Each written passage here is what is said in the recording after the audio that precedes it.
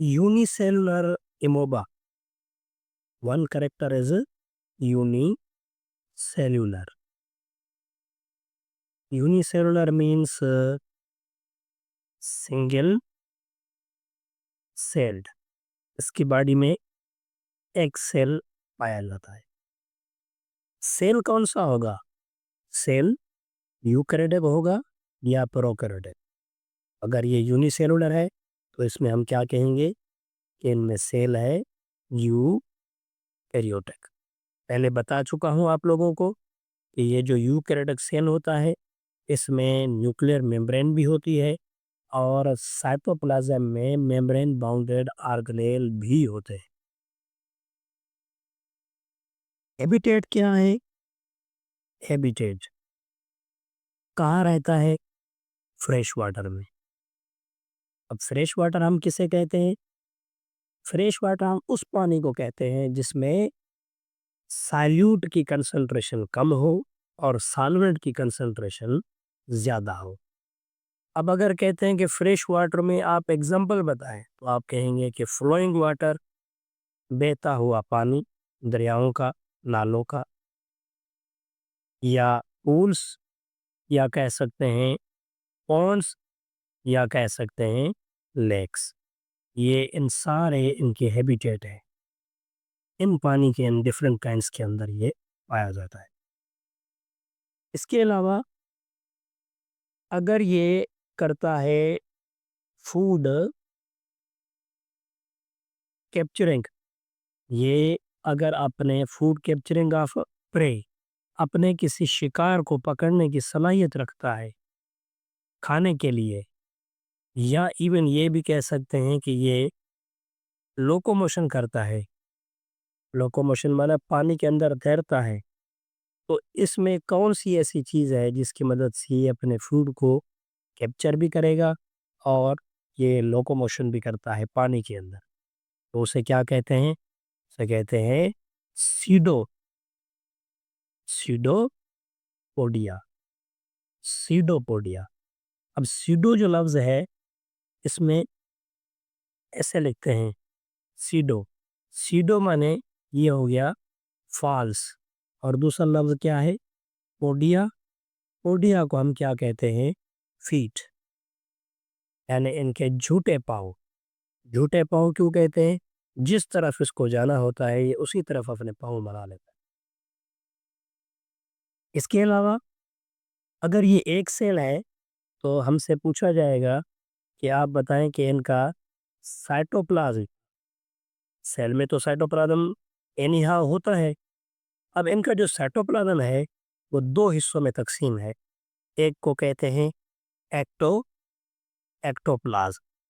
Ectoplasm माने ये outer, और इसका दूसरा करेक्टर ये होता है स्मूथ, और इसमें जो लिक्विड है उसे कहते हैं जेल।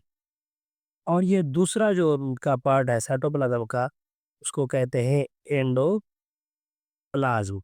ये होता है इनर, और ये स्मूथ नहीं होता। इसको कहते हैं कि ये है ग्रेन्युलर, और इसके अंदर एक लिक्विड है जिसे कहा जाता है सोल। और अगर फूड की बात की जाए या फूड वैक्यूल की बात करें, वैक्यूल वैक्यूल, यहाँ पे मैंने फूड लिखा था।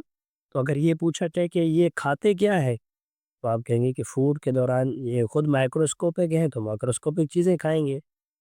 दो काइंड के इनके अंदर वैक्यूल है। एक को कहते हैं food vacuole, food vacuole. Food vacuole में ये स्टोर करते हैं कौन सी चीज़?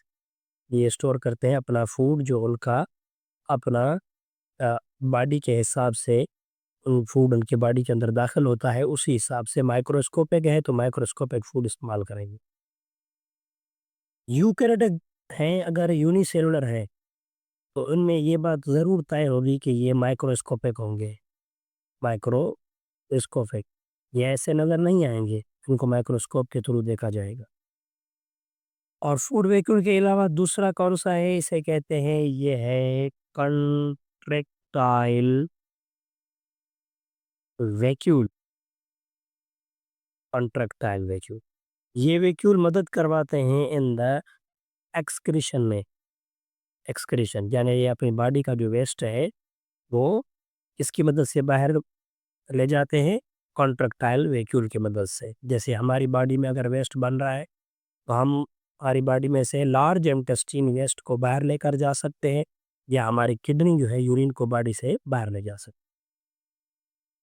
और अगर आप कहते हैं ये कहा जाए कि इनकी शेप बताएँ, शेप, तो इनकी शेप एक जैसी नहीं होती। इनको हम कहते हैं कि शेप बाहर वाली जो है, वो मॉर्फोलॉजिकल या मॉर्फोलॉजिकल की चेंज होती है। ये मोबा एक शेप का नहीं होता, चेन शेप में है।